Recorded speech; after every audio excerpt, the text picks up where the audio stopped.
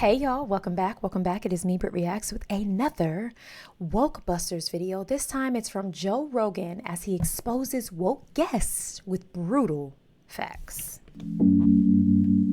These are instances where Joe Rogan challenged woke guests on his show. I mean, if you're choosing to add hormones to a child's body, that's a choice. An actual woman? Yeah, I said actual. Cough. Gender's not just genitals, it's in your mind. Right. This video highlights instances where Joe Rogan took on woke guests during his show. It starts with Adam Conover, who was criticized for his stance on trans children. The conversation began when Joe asked Adam about his perspective on trans athletes. Adam replied that he saw no issue with trans individuals competing. Sports with trans athletes, that is a sporting world that I'm more interested in. Joe challenged Adam's point, arguing that it's unjust for a biological woman to face a biological man in competition. So if you're a woman and you don't take any extra hormones or male hormones, you're not taking steroids or any sort of performance-enhancing drugs, but then someone comes along that was a man for 30 years and decides that they're going to be a woman, and this has happened, and literally transitioned a few months ago, and competes as a woman and destroys records and dominates you in that sport. It's not fair. It's as much cheating as taking steroids when the other person doesn't. While Joe presents a strong argument, Adam counters by claiming that a level playing field doesn't exist. I disagree, and What do you disagree about? I've already, I don't think that there is such a thing as a perfectly level playing field. I think we decide what kind of playing field we want to have. Sure, but we do make the distinction where we don't allow men to compete in women's divisions. And I think that distinction may be breaking down a bit. Adam supports the notion of dismantling gender boundaries, but Joe Rogan poses a tough question, asking whether men should be permitted to compete in women's weightlifting. So you think that males should be able to compete in the women's division of weightlifting? No, I don't necessarily. But they can if they transition. After Joe highlights that men can participate in women's sports through transitioning, Adam tries to change the focus. He suggests that because people can start transitioning as young as 7, the biological differences will eventually change. You're seeing folks transition much earlier age, you know. And so if someone is transitioning from the age of 7 years old, right, working with those hormones, from that age, right, they're not going to have, their body situation is going to be very different than the one that you postulated, right? Joe disagreed with the idea of transitioning children, arguing that 7-year-olds don't even understand who they are. No reason to give kids hormones, and there's no reason to decide before a person's frontal lobe is completely fully developed, which doesn't even take place till 25. You're going to let them decide what sex they're going to be for the rest of their life? Adam brings up his friend with a trans... Okay. I let it go long enough. I let it go long enough. One, I have watched the Joe Rogan podcast several times on this here channel I've reacted to. And it has come to my attention that Joe Rogan is a lot more controversial than I've ever felt him to be. I've seen something say he's the white man's podcast. I have never watched, and granted, a lot of what I have reacted to here on my channel is Joe with comedians, but I don't know what the hot take is here. This is common sense versus someone who just won't back down and they want their point to be right. I don't know an athlete, and I know a lot of athletes. I have a husband who was an athlete his entire life. He now is a Division I women's basketball coach. My mother-in-law has coached women's basketball on every single level. She's still coaching. She's coached the McDonald's All-American game. She's coached in the Olympics. I have brothers who have played basketball on the Division I level. I have a brother in the G League. I have a cousin in the NBA. I have a cousin who's a Harlem Globetrotter. Can I go on? Absolutely. But I think I've made my point. And I will tell you right now, I don't know an athlete, a real deal athlete who has worked their hardest, who will tell you not only are there physical differences, but the game is different for a male basketball player versus a female basketball player. It's a different game. Not only is the if we want to keep it basic, in women's basketball, Division I college basketball, women play in quarters, men play in halves. There's those type of differences, but the game is played strategically differently and all these things. And that is because it is catered to the gender. I hate to break it to people. Like, I don't think that anyone who is genuinely arguing this really believes that there is no difference and that it doesn't matter. And that someone who spent 20 plus, 30 plus years being a male who now has transitioned, respectfully, do whatever you want. But you cannot tell me those male hormones and strengths and all these things that you have as a male that you were born with just dissipate because you have transitioned into a woman and you don't have some type of leg up. It's not right. I don't understand. I genuinely don't. And I know there are a lot of people in the LGBTQ. Jesus, that is, I struggle with it. I do. And it's not intentional. I know there are a lot of people in the trans community and the other community. I'm just saying other because I literally fumble on the letters and I don't mean to disrespect anybody, but they also agree like that's not right. I think more often than not, you will find people that's like, yeah, that's crazy. That makes no sense. You can respect someone for their decision to transition their body. It's their body, but while also saying, but you cannot then also just tomorrow go up against a whole gender of people. And then don't even get me started on the kid argument. I think Joe said, think about how you were at 7 years old and who you are now. And think about the grave difference of a human being you are based off of experience, off of age, off of hormonal changes. Like, it just isn't even fair not to give these babies a chance to change their mind before you start putting drugs in their bodies that are not natural to their bodies. It just doesn't feel like we're giving them a chance. And hey, maybe they grow up to be 27 and they're like, I'm standing firm on what I said at 7, but we gave them a chance.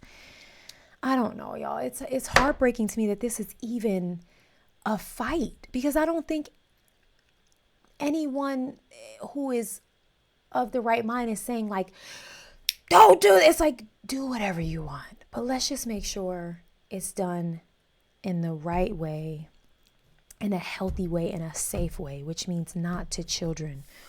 We don't want to do anything else harmful to children. Why would we do this? That's something, you're literally pumping these babies with drugs that are not natural to change them from something that they were born into because of a feeling that they have. And not to negate the feeling, have the feeling. But like, I don't know, y'all. Why? Child, saying that because the child identifies as a girl, hormones are necessary, implying it's not a matter of choice, but Joe disagrees. I have a friend who has a trans kid. He's explained that my child from a very young age consistently said, I am a girl, and has never contradicted themselves, never changed their mind. And so the humane thing and the thing that he felt was good to do as a parent was to embrace that choice on his child's part, right? Embrace that choice meaning hormonally. I shouldn't even phrase it as a choice, like embrace that identity. Okay, but if that's who they are, if they think that they're a girl, why do you have to give them hormones to make them more of a girl? When Adam is asked a straightforward question, he hesitates, and that's when Joe utterly shuts him down. Because, I'm sorry, can you expand on the question? It's a simple question. If you say that the child thinks it's a girl, so you're going to give the child hormones. Mm-hmm. If the child thinks it's a girl, let it be a girl. You don't have, why are you adding hormones? If you're shooting hormones into a child. Again, Joe is not saying don't honor the child. This is what I'm saying. I think the vast majority of people are not telling anyone not to honor how their children feel. But it's like, okay, so then just be a girl. It is the pumping of the hormones so that they then become I don't know. I just think that's not something that you should be doing to children. That's my opinion. But I think Joe's question stumped this gentleman because he's like, can you expound on the question? What? Huh? Just be a girl. change your name, wear whatever you want, identify as a girl. We will never mention you were a boy again. And then when you become of legal age to make that decision for your body and you are still standing firm in that, let's go for it. But be a girl. Who cares? Be a freaking Tyrannosaurus Rex. Who cares? Like, literally, I think any like real parent would tell you your child like will decide on a random Tuesday that they're now Spider-Man and they won't be like responsive to anything else. It's like, be that. I don't care.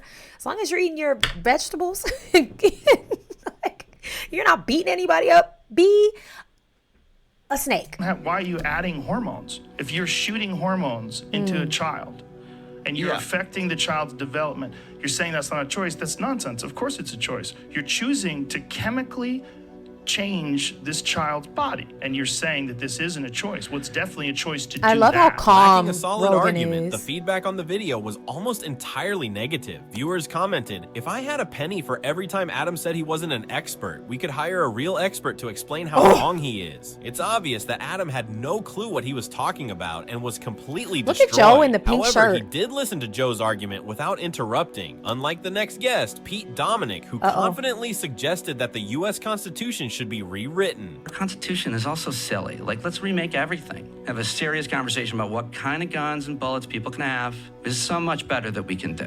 Pete has good intentions and wants reforms to reduce gun violence in America, but the key question remains, how? Studies consistently show that there are too many guns in the US to take them all away. So how can they be collected? Joe Rogan argues that it's impossible, while Pete supports government buyback programs. There's so many guns. You're not getting them all. It's not possible. That's the most important point. There's already 330. There's more guns than there are people, so what do? I think you buy as many as you can back for sure. You spend a whole bunch of taxpayer money. If you wanted to do that without changing the Second Amendment, like you just have a buyback where you just offer people the opportunity to make some money by giving their guns up. Nobody's giving their Pete guns Dominic up. interrupts Joe's point with a smug attitude, redirecting the discussion by claiming that the Second Amendment has been wrongly interpreted. The Second Amendment has been interpreted wrong by the Supreme Court, in my opinion. I mean, Talk about the Second Amendment. I mean, it's a big conversation. no, because people can. Right.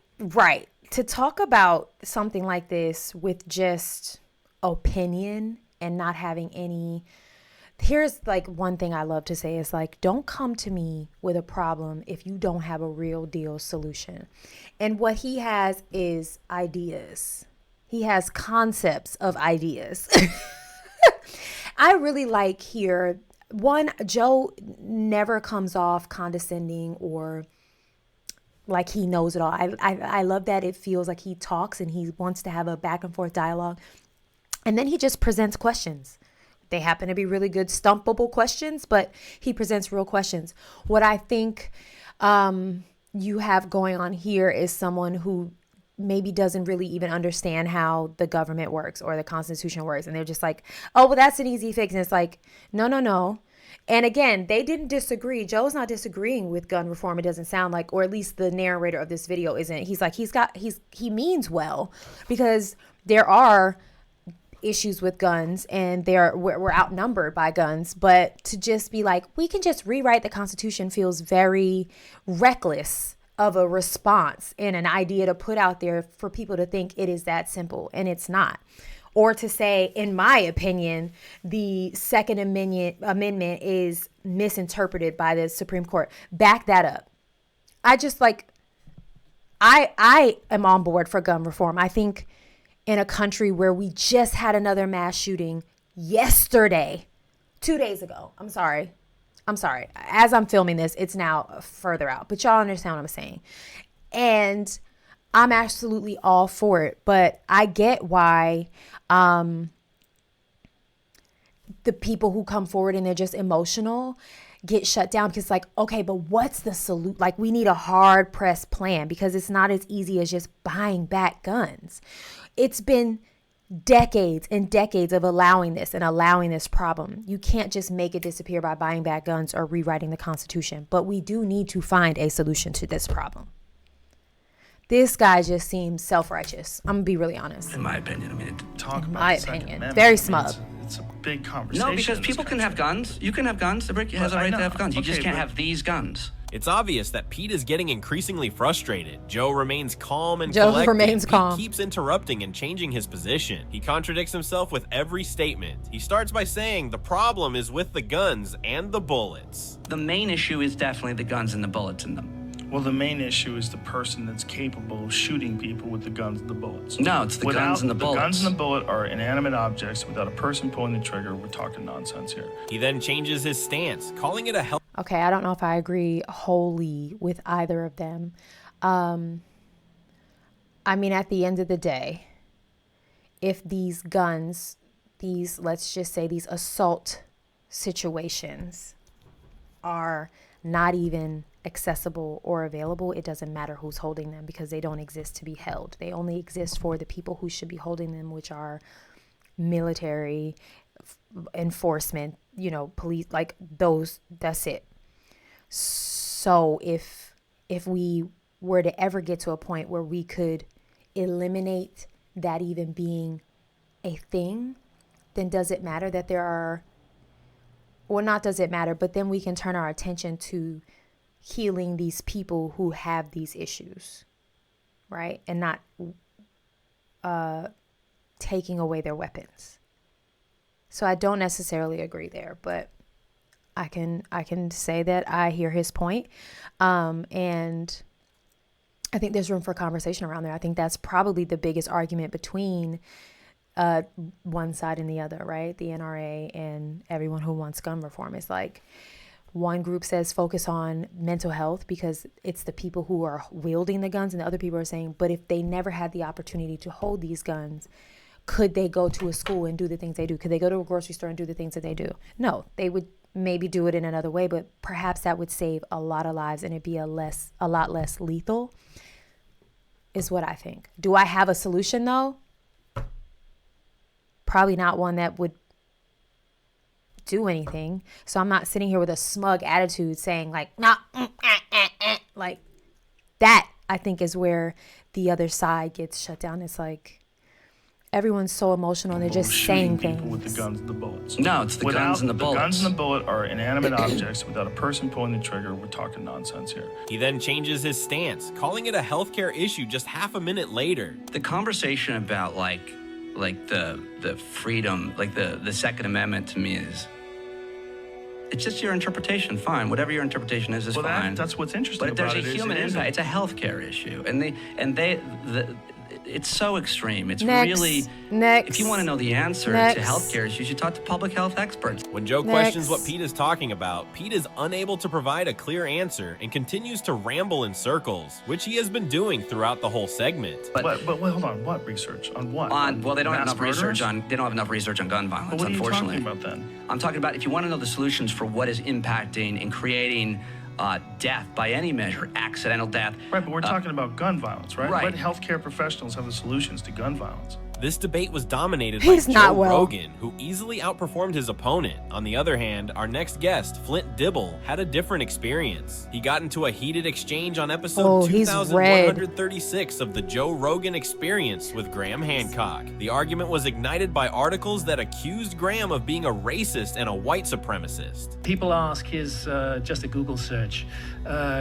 Archaeologist Flint Dibble says Hancock's claims reinforce white supremacist ideas, stripping indigenous people of their rich heritage, and instead giving credit to aliens or white people. Actually, I've never... Did you really say that? When Joe Rogan asks Flint if he made these claims, Flint denies it over and over. No, I said that this idea of Atlantis, the way it goes back 200 years, it has been used for those reasons. So are you saying your quote is incorrect? I think that it's editing me out of context, Graham. I've never called you a white supremacist or a racist. No. Flint maintains that he calls the sources Graham uses racist, not Graham himself. Joe, however, disagrees with this point. He believes that by connecting Graham to these accusations, Flint is attempting to have him canceled. This quote here, reinforce white supremacist ideas, stripping indigenous people with a rich heritage, and instead giving credit to aliens or white people. None of those things are true.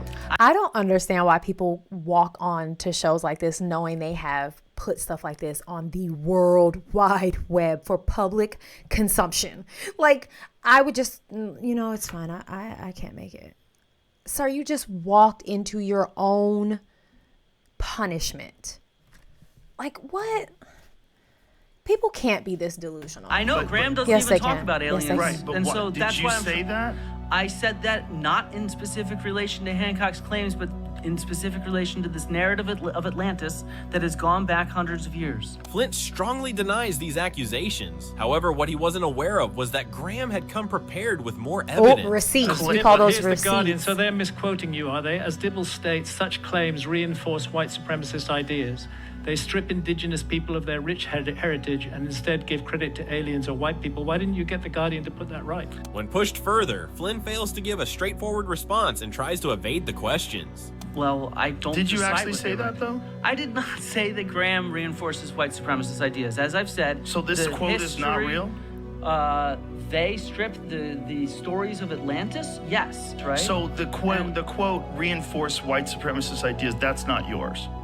No, that's not a quote. It's not in quotation. Right, it was in the other article. Quote, This is though. your own article, Flint. Here you are. I'm quoting from, that's a quote from your article published in The Conversation. This sort of race science is outdated and long since debunked, especially given the strong links between Atlantis and Aryans proposed by several Nazi archaeologists. You are associating me With Nazis. this, and you Wow. are attempting to No, get me I'm asking cancelled you to effectively. distance yourself from that. Is But actually what I'm trying to do. But that's not what you're doing, though. Flint keeps avoiding accountability Delusion. throughout the entire 4-hour podcast. 4 acknowledging hours? his wrongdoings. This mirrors CNN's false 4 accusation that hours? Joe Rogan was using horse dewormer and jeopardizing public health with his use of ivermectin. More breaking news this evening. Joe Rogan, an extremely popular podcaster, announced on social media. Can we also just talk about Joe Rogan's like complete switch from like UFC to podcasting to like being one of the top?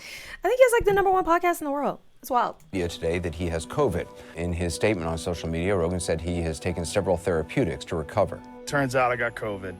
So we immediately threw the kitchen sink at it. All kinds of meds, monoclonal antibodies, ivermectin, Z-Pak. One of those drugs he mentioned, ivermectin, is something more often used to deworm horses. Joe, however, had his medication prescribed by a doctor and made a full Whoa. recovery in just 4 days. This is what he had to say about the matter. Bro, do I have to sue CNN? CNN is saying I'm taking horse dewormer. Yeah, what, so... They must know that that's a lie. There's a lot of people saying it. I literally got it from a doctor. After revealing the source of the medication, he seals CNN's fate. This is the grand conspiracy, right? The grand Right. conspiracy is the pharmaceutical companies are all in cahoots to try to make anybody who takes this stuff look crazy. But what's crazy is look how better I got. Yeah. I got better pretty quick, bitch. Let's go to, like... CNN even went as far as editing footage of Joe to make him appear severely ill, while also spreading multiple false claims. In the end, it's This clear is a that lot. Joe came out on top, though This CNN is a never lot. admitted to any mistakes. Leave your thoughts in the comments, and don't forget to like and subscribe for more stories like this. Can someone dumb that last story down for me? Because I'm confused. So is it a drug that deworms? I'm going to let y'all break that one down for me. You don't want no smoke? Then don't go to the Joe Rogan podcast. I don't know. I just think like, you know, people will fight to be right rather than just concede and be like, you have a point there. I didn't think about that. Or, you know, I don't know. This is really why I try to, because I know I don't know everything. All right, I'm excited to read your comments down below. You guys make sure you keep it kind. As always, you can have whatever opinion you want, but if it's not riddled in kindness, get on out of here, all right? I love you guys. Go and have the day you deserve. Bye.